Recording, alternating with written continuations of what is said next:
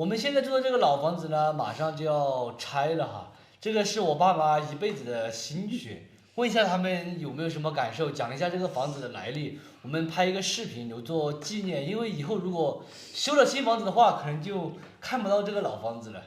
你晓不晓得这房子第一次修的时候就修的？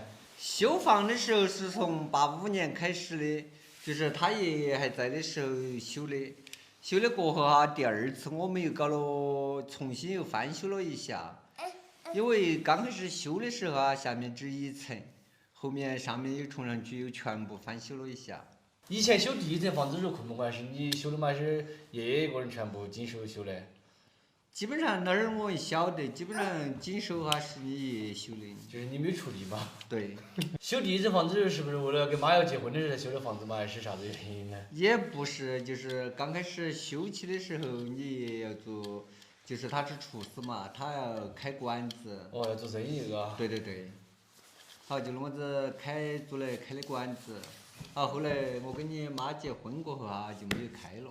因为我们这个老房子啊，第一层的话是石头房子，是我爷爷修的；第二层是砖房，是我爸修的。那个时候我已经有记忆了，是2002年，我已经12岁了。修这个房子最主要的原因应该是当时楼嘎。楼以前就是一层嘛，上面是楼管的，就是落大楼大，落小楼小。就和住露天一样的嘛，我记得很清楚，就是因为漏雨，那个时候也不是因为我要结婚或者要怎么样，然后所以打工打了几年修的。好像是出去4、5年就回来修的吧。打工打了4、5年赚了钱，然后就全部修房子了。应该钱涨没有那时候？钱了。也钱涨了。那是因为出去打工，工资也比较低，刚开始出去的时候。然后这个房子的话还修了第3次哈，第3次的话就是把里面大概的抹了一下，然后旁边的话加了一间房子，因为我和老板要结婚了。那个时候的话，确实条件很差哈，所以就将就着弄了一下嘛。我记得那一次好像是花了应该有10万块钱多一点，他是2012年底的时候，我们是13年结的婚嘛。那一次修房子的话，我就记忆比较深刻了。那一次修也是花了10多万应该吧？花10万多。继续花完没有？也基本上就差不多。我爸和我妈40岁赚的以前赚的钱啊，全部就在这个房子里面的。然后现在的话，我要把这个房子就是推了拆了，你们有没有什么感想？也有点舍不得，因为这个房子现在是比较可以。主要是太多裂口啊，第二个是人太多啊，现在居住也居住不下了。对于我爸妈来说的话，肯定会有很多的不舍，因为一辈子的心血全部在这个房子里面。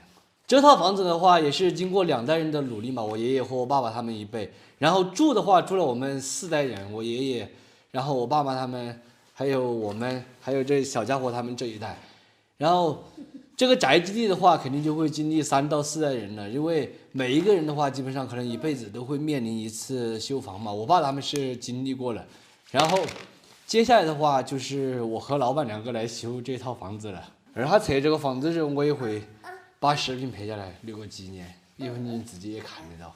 也是，也该留个纪念。反正这就靠你2个，因为我的岁数也大了，现在干我也不得行了。现在这个时代的话，肯定是一代更比一代强的。以后修了新房子，住起来也更安全、更舒适了，也不用再担心其他的什么了。反正这些东西嘛，肯定是要过去的。再舍不得的话，当然新的肯定会更好的嘛。哎呀，修啊还是好。上次地震了哈，硬是把我吓得要住，硬是睡个午觉都不安宁的呢，硬是。就是上次我和刘浩宇2个去北京了哈。很多朋友都私信我说四川地震了，然后因为我们没来得及看手机，不知道，其实后来才知道，真的是四川地震了，心里面还是很担心的。